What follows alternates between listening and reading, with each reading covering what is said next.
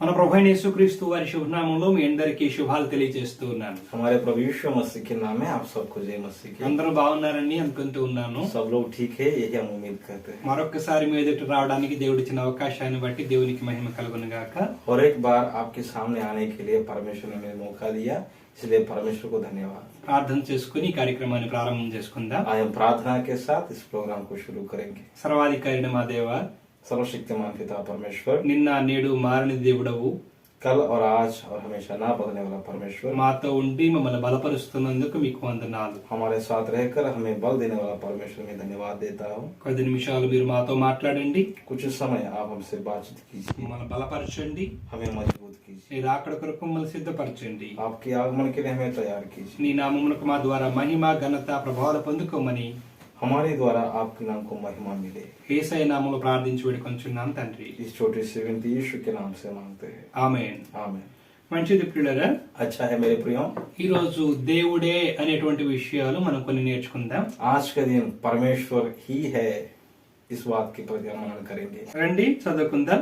आइए हम पढ़ेंगे దినవృత్తాంతంలో 2వ గ్రంథము दूसरा इतिहास की पुस्तक 13వ అధ్యాయము उसका 13 अध्याय 12వ వచనం చదువుతున్నాను. 12 आयत को हम पढ़ेंगे। ఆలోచించుడి, దేవుడే మాకు తోడై మాకు అధిపతిగాను ఉన్నాడు.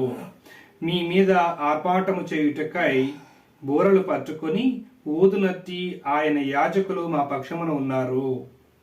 देखो हमारे संग हमारा प्रधान परमेश्वर है, और उसके याजक तुम्हारे विरुद्ध सांस बांध कर फूंकने को तुरहिया लिए हुए भी हमारे साथ है। చూడండి ప్రియులారా, ఇక్కడ మనం చూస్తున్నాము देखिए मेरे प्रियो, यहाँ हम देख रहे हैं మొట్టమొదటి మాట, पहली बात, దేవుడే మాకు తోడై ఉన్నాడు అనే మాట. परमेश्वर ही हमारा साथ है। దేవుడు మాకు తోడై ఉన్నాడు అని వారు చెప్తూ ఉన్నారు. परमेश्वर हमारा साथ है, ये उनका कहना है। మనం అందరం గుర్తుంచుకోవాల్సింది ఏంటంటే, हम सब लोग याद करने वाली बात क्या है, మనకు దేవుడు తోడుగా ఉన్నాడు. हम हमेशा ये बात स्मरण करना चाहिए कि परमेश्वर मेरा साथ है। ఈ రోజున చాలా మంది నిరుత్సాహంలో ఉన్నారు పిల్లరా. कई लोग कुछ निराशा में है मेरे प्रियो। నాకెవరున్నారు, मेरे लिए कौन है, మమ్మల్ని మా పిల్లలు వదిలిపెట్టేసి వెళ్ళిపోయారు, मुझे मेरा बच्चों ने छोड़ दिया, కొన్ని సందర్భాల్లో నా భర్తే నన్ను వదిలిపెట్టేశాడు, कुछ संदर्भों में मेरा पति मुझे छोड़ दिया, కొంతమంది అనుకుంటున్నారు నా భార్య నన్ను వదిలిపెట్టేసి వెళ్ళిపోయింది. कुछ लोग सोच रहे होंगे मेरा पत्नी मुझे छोड़ के चले गई। కొన్ని సందర్భాల్లో ఏదైనా ప్రమాదవశాత్తు ముందుగానే మరణిస్తే వారు ఇంకా ఎక్కువగా మరి శోధించబడుతూ ఉన్నారు, బాధలో ఉన్నారు.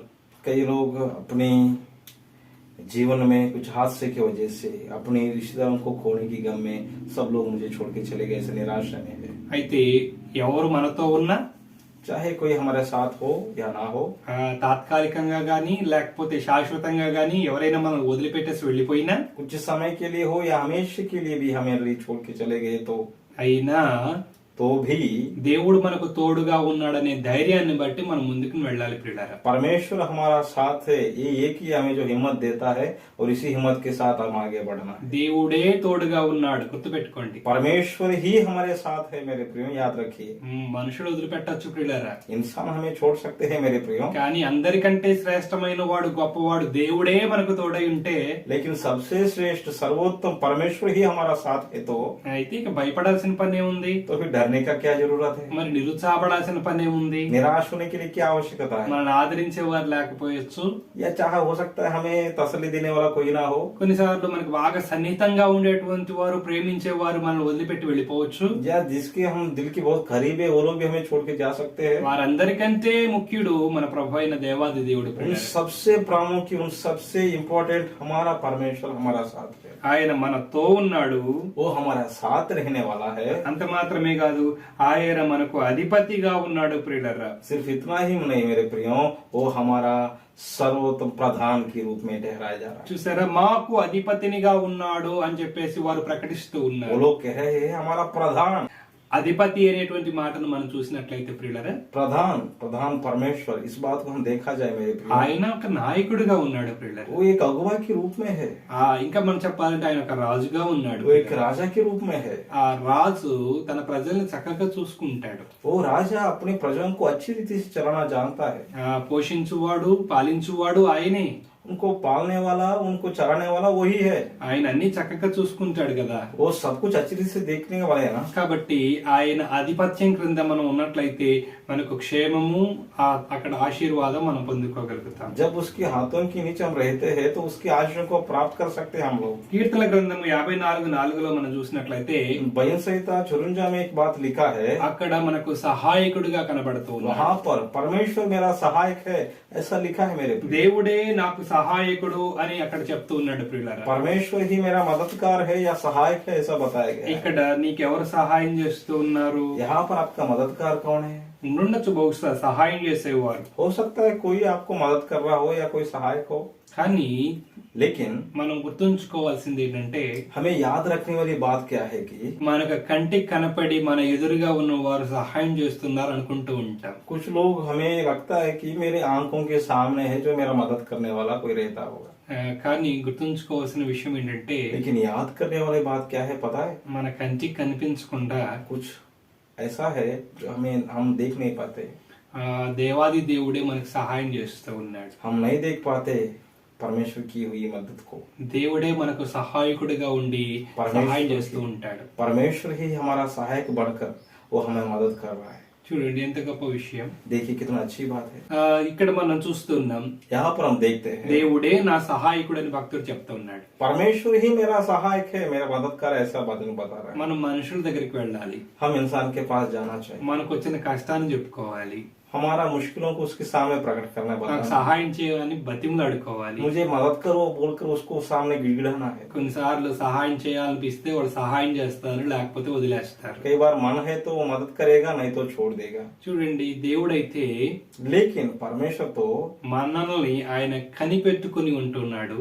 हमें हमेशा देखने वाला है और हमेशा हमारा ख्याल रखने वाला है। మనకేం కావాలో తగిన సమయంలో సమకూర్చువాడై ఉన్నాడు. जो हमें चाहिए जिस वक्त चाहिए उस वक्त हमारे लिए तैयार करने वाला परमेश्वर। దేవుని యొక్క సహాయం ఎంతో గొప్పది ప్రియులారా. परमेश्वर का मदद बहुमूल्य है मेरे प्रिय। ఆయన మనకు సహాయకుడిగా ఉన్నాడని ఈ రోజు మనం జ్ఞాపకం చేసుకోవాలి. वो हमारे लिए एक सहायक के रूप में है, मददगार के रूप में है, इस बात को आप याद रखना है। అందుని బట్టి మనం ఎంతో సంతోషించాలి, ధైర్యంగా ఉండాలి. उस बात के लिए हमें खुश होना है और उस बात के लिए मगन होना है। అలాగే మరొక మాట మనం జ్ఞాపకం చేసుకుంటే ठीक उसी रीति से एक बात को हम याद करेंगे। యెషయా గ్రంథం 28:26 వచనం చూద్దాం ప్రియులారా. यशायाह की पुस्तक उसका 28 अध्याय 26 आयत को 28:26 వచనం. 28 अध्याय उसका 26 आयत। వాని దేవుడే తగిన క్రమము వానికి నేర్పి ఉన్నాడు, ఆయన వానికి ఆ పని బోధించుచున్నాడు.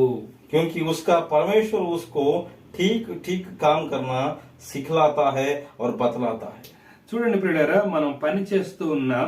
देखिए मेरे प्रियो, हम काम कर रहे हैं, ఆ పని ఎవరో ఒకరు నేర్పించి ఉండాలి.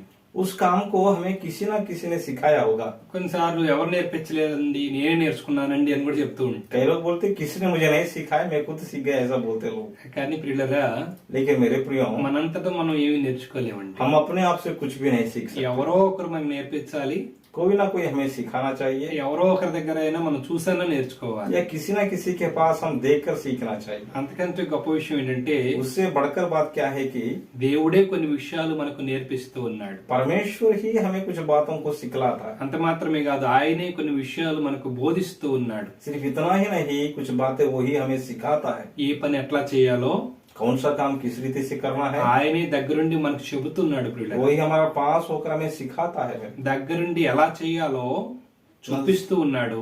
नजदीक में खड़े होकर हमें सिखाता है कि कैसे करना है। ఒక మంచి శిక్షకుని లాగా ఆయన మనకు నేర్పించు వానిలాగా నేర్పిస్తూ ఉన్నాడు ప్రియులారా. एक अच्छा सिखाने वाले के जरिए वो सिखा रहा है मेरे प्रिय। చూడండి, మనుషులు నేర్పించలేనివి దేవుడు మనకు నేర్పిస్తూ ఉంటాడు. जो इंसान हमें नहीं सिखा पाते हैं उन बातों को परमेश्वर में सिखाता है। మనుషుల దగ్గర నేర్చుకోలేని చాలా ఉన్నాయి ప్రియులారా. इंसान के पास ना सीखने वाली कई बातें हैं, అవి దేవుడు మనకు నేర్పించువాడై ఉన్నాడు. वो सारी बातों को छोड़कर के परमेश्वर में उत्तम बातों को सिखाने वाला, ఆయన బోధించువాడుగా మనకు కనబడుతున్నాడు ప్రియులారా. वो सिखाने वाले के जरिए हमें दिखता है। यहाँ पे చూసారు కదా, దేవుడే అధిపతిగా ఉన్నాడు, देखा है ना, यहाँ पर परमेश्वर ही उसका प्रधान है, దేవుడే సహాయకుడిగా ఉన్నాడు, परमेश्वर ही उसका सहायक है, దేవుడే నేర్పించువాడై ఉన్నాడు, परमेश्वर ही उसको सिखाने वाला है, దేవుడే బోధించువాడై కూడా ఉన్నాడు. परमेश्वर ही उसे बताने वाला है।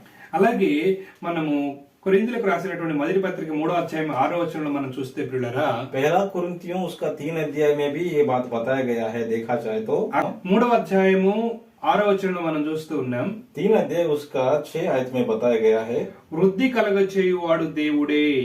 बढ़ाने वाला तो परमेश्वर ही है। చాలా మంది నీళ్లు పోస్తుంటారు, कई लोग पानी डालते हैं, కొంతమంది ఎరువు వేస్తుంటారు, कुछ लोग खाद डालते हैं, కొంతమంది పాదు చేస్తుంటారు, कुछ लोग उसको सींचते हैं, కొంతమంది కంచేస్తుంటారు. कुछ लोग उसकी रखवाली के लिए कुछ बांधते हैं। అందరూ కొన్నిసార్లు అన్ని ఒక వ్యక్తే చేస్తే, कई बार सब कुछ एक ही व्यक्ति करता है। కొన్నిసార్లు ఈ పనులు భాగించుకొని కొంతమంది కొన్ని పనులు, కొంతమంది కొన్ని పనులు చేస్తూ ఉంటారు. कुछ लोग तो इस काम को भी भाग में बांध कर या हिस्सों में बांट कर कुछ लोग कुछ कुछ काम को करते हैं। చూడండి, ఆ చెట్టు పెరిగి పెద్ద అయిన తర్వాత, देखिए वो पेड़ बड़ा होने के बाद, ఆ తర్వాత కాయలు కాసే సమయంలో जब वो फल उगने के समय में, వీళ్ళు ఏమనుకుంటారంటే, वो लोग पता है क्या सोचते हैं, దీన్ని అంతటి కష్టపడింది నేనే అనుకుంటూ ఉంటాను, इसके लिए कारण मैं ही हूँ, దీనివల్ల నేను చేసిన దాన్ని బట్టి ఇది బాగా వృద్ధి చెందింది అనుకుంటూ ఉంటారు. जो मैंने काम किया इसके लिए, इसीलिए ये बात बड़ा हो गया है। కొన్నిసార్లు మనకు అర్థం కాని విషయాలు చాలా ఉంటాయి ప్రియులారా. कई बार जो हम नहीं समझ पाते वो बात सही, कई बातें हम समझते। చూడండి, నీళ్లు పోసినటువంటి మాత్రాన, देखिए सिर्फ पानी डालने से లేకపోతే ఎరువు వేసినంత మాత్రాన, या सिर्फ खाद डालने से లేక పాదు చేసినంత మాత్రాన या सिर्फ सिंचाने से చెట్టు పెరగటం లేదు. वो पेड़ नहीं बढ़ रहा है। అందులో ఒక అద్భుతమైనటువంటి విషయం ఉంది. उसमें कुछ आश्चर्यजनक बात है, అది వృద్ధి చెందుతూ ఉందంటే वो बढ़ने के लिए कारण पता है क्या है? అందులో జీవం పోయి వాని యొక్క కృప అయి ఉన్నది ప్రియులారా. उसमें जीवनदाता का कार्य है। చూడండి, అక్కడ మనం చూస్తూ ఉన్నాము, वहां पर हम देखते हैं వృద్ధి కలగజేయు దేవునిలోనే గాని నాటు వానిలోనైనను నీళ్లు పోయు వానిలైనను ఏమీ లేదు. इसलिए ना तो लगाने वाला कुछ है और ना सींचने वाला कुछ, परंतु परमेश्वर ही सब कुछ है जो बढ़ाने वाला है। కనబడకుండా అది ఎదుగుతా ఉంది ప్రియులారా. बिना देखे अनदेखे वो बढ़ता जा रहा है। దానిని వృద్ధి చేసేవాడు దేవుడై ఉన్నాడు. उसको बढ़ाने वाला परमेश्वर है। దేవుని యొక్క సహాయము, దేవుని యొక్క కృప, దేవుని యొక్క అనుగ్రహం అక్కడ లేకపోతే ఆ చెట్టు ఎదగనే ఎదగదు ప్రియులారా. परमेश्वर का अनुग्रह, परमेश्वर की कृपा अगर वहां पर ना हो तो वृक्ष, वो पेड़ कभी नहीं बढ़ते। అలాగే ఆ చెట్టు జీవితం వంటి జీవితమే మనది కూడా. ठीक उस पेड़ के समान ही हमारा जिंदगी भी। ఈ రోజున దేవుని యొక్క కృప లేకుండా, దేవుని యొక్క సహాయం లేకుండా, దేవుడు మనల్ని వృద్ధి చేయకుండా మనం ఎన్నటికీ వృద్ధి పొందలేము. आज का दिन अगर परमेश्वर ना बढ़ाए, अगर परमेश्वर हमें ना चलाए तो हम कभी भी बढ़ने नहीं पाएंगे। ఇంతకు ముందు ఒక వర్తమానం వచ్చింది ప్రియులారా. इससे पहले कुछ वर्तमान आया था। బహుమానం పొందుకోవాలంటే ఏం చేయాలి అనే విషయం. इनाम को पाने के लिए क्या करना चाहिए, इस विषय के बारे में। బహుమానం పొందుకోవాలంటే ఏం చేయాలి, इनाम पाने के लिए क्या करें। ఈ వర్తమానం విన్నట్లయితే కొన్ని విషయాలు మనకు అర్థం అవుతాయి. अगर उस वर्तमान को सुनेंगे तो कुछ बातें हमें समझ में आएगा। ఒకవేళ ఆ వర్తమానం వినకపోయినట్లయితే దయచేసి ఆ వర్తమానం వినే ప్రయత్నం చేయండి. अगर आप लोग उस संदेश को ना सुने तो इस बार सुनने के लिए जरूर कोशिश कीजिए। చూడండి, వృద్ధి అనేది దేవుడు ఇస్తేనే మనకు కలుగుతుంది. देखिए बढ़ाने की बात परमेश्वर ना देगा तो कभी नहीं बढ़ पाएगा। బహుమానాలు పొందుకోవాలన్నా ప్రభు అనుగ్రహిస్తేనే మనం పొందుకోగలుగుతాం. इनाम प्राप्त करने के लिए भी इनाम देने वाला परमेश्वर है। जब तक परमेश्वर नहीं देगा तब तक इनाम को हम नहीं प्राप्त कर। చాలా మంది డెవలప్ అయిపోవాలని, చాలా సెటిల్ అవ్వాలని చాలా ఆశపడుతూ ఉంటారు. कुछ लोग जल्दी जल्दी सेटल होने के लिए, जल्दी बड़ा हो जाने के लिए कोशिश करते हैं। దేవుడు అనుమతించకపోతే మనం ఎప్పటికీ అక్కడే ఉంటాం. अगर परमेश्वर अनुमति ना दे तो हम हमेशा वहीं पर रहेंगे। ఈ రోజున ప్రభువుని ఆశ్రయించినట్లయితే अगर आज का दिन परमेश्वर के समीप जाएंगे तो, ఆయన ఖచ్చితంగా వృద్ధి కలగ చేయువాడని నీవు నమ్మినట్లయితే, अगर आप विश्वास करते हो वो बढ़ाने वाला है तो ఆయన ఖచ్చితంగా వృద్ధి కలగ చేస్తాడు. वो सच में आपको बढ़ाएगा। దేవుడే వృద్ధి కలగ చేయువాడని మరొకసారి చెప్తా ఉన్నాను. परमेश्वर ही बढ़ाने वाला है। మరొక మాట మనం జ్ఞాపకం చేసుకుందాము. और एक बार देखेंगे, ఆయన కార్యసిద్ధి కలగ చేయువాడు. और एक बात बताया गया है, वो काम को सफल करने वाला। ఫిలిప్పీయులకు రాసిన పత్రిక 2వ అధ్యాయం 13వ వచనంలో ఈ మాటను మనం చూడొచ్చు. फिलिपियों की पत्री 2 अध्याय उसका 13 आयत। ఎందుకనగా మీరు ఇచ్చయించుటకును కార్యసిద్ధి కలగజేసుకున్నటకును తన దయా సంకల్పము నెరవేరుటకై మీలో కార్యసిద్ధి కలుగచేయువాడు దేవుడే. क्योंकि परमेश्वर ही है जिसने अपने स्वेच्छा निमित्त तुम्हारे मन में इच्छा और काम दोनों बातों के करने का प्रभाव डाला है। చూడండి, మనం ఎన్నెన్నో ఆశిస్తూ ఉంటాము. देखिए कई बार हम कुछ कुछ चीजों के लिए उम्मीद रखते हैं, కొన్ని జరగాలని ఆశిస్తూ ఉంటాము. कुछ काम होना चाहिए ऐसा आशा रखते हैं, కొన్ని పనులు జరిగించడానికి ప్రారంభిస్తాము. कुछ कामों को आगे करने के लिए हम शुरू कर देते हैं, కానీ వాటిని ముగింపుకు తీసుకురావాలంటే అది మన వల్ల కాదు ప్రియులారా. लेकिन उसको अंत तक लेकर जाना हमारे हाथों में नहीं है मेरे प्रिय। దాన్ని ముగించడానికి చాలా అష్ట కష్టాలు పడుతూ ఉంటాం. उसको समाप्त करने के लिए या उसको अंत तक लेकर आने के लिए काफी सारी मुश्किलों को झेलना पड़ता है। కానీ ముగింపుకు వచ్చిందంటే अगर अंत तक आ गया तो అది చాలా గొప్ప విషయం. वो बहुत श्रेष्ठ बात है, దానికి మనం ఎంతో ప్రయాసపడాలి. उसके पीछे बहुत प्रयास लगता है, అందులో దేవుని యొక్క సహాయం ఉండాలి. उसमें परमेश्वर का सहाय भी जरूरी है। ఎప్పుడైతే దేవుని సహాయము మనకు లభిస్తుందో जब परमेश्वर का मदद या सहाय हमें मिल जाता అప్పుడు है, కార్యం సిద్ధిస్తుంది. तब जाकर काम सफल हो जाता है, అంటే కార్యము ముగింపుకు వస్తుంది ప్రియులారా. मतलब काम खत्म हो जाता है। చూసారా, ఇక్కడ మనం చూస్తున్నాం కదా, देखा है यहाँ पर हम देख रहे हैं ना, కార్యసిద్ధి కలుగ చేయువాడు దేవుడే. काम को सफल करने वाला वही है। ఏదైతే జరగించాలని ఆశించామో, जो काम होने के लिए हम इच्छा रखा है, ఏదైతే జరగాలని అనుకున్నామో, जो काम होना के लिए हम इच्छा रखते हैं और करते हैं, దాన్ని ప్రారంభించామో, उसको शुरू किया है, దాన్ని ముగింపుకు తెచ్చేవాడు దేవుడే. उसको सफल करने वाला या उसको खत्म करने वाला परमेश्वर ही है। ఆమేన్. आमीन। ఇంతకు ముందు మనం జ్ఞాపకం చేసుకున్నాం ప్రియులరా, इससे पहले हमने याद किया ना मेरे प्रियों, వృద్ధి కలగ చేయువాడు ఆయనే. बढ़ाने वाला वही है। అలాగే ఇప్పుడు మనం చూస్తున్నాము, ठीक उसी तरह यहाँ पर हम देखते हैं, కార్యసిద్ధి కలగ చేయువాడు ఆయనే. कार्य को सफल करने वाला भी वही है। దేవుడే కార్యసిద్ధి కలగ చేయువాడు. परमेश्वर ही है जो कार्य को सफल कर देता है। హెబ్రీయులకు రాసిన పత్రిక 3వ అధ్యాయం 3వ వచనంలో మనం చూస్తే ప్రియులరా, इब्रानियों की पत्री उसका 3 अध्याय 3 आयत में बताया गया है, అక్కడ मेरे प्रियों, రాయబడింది, वहाँ पर लिखा गया है, సమస్తమును కట్టిన వాడు దేవుడే.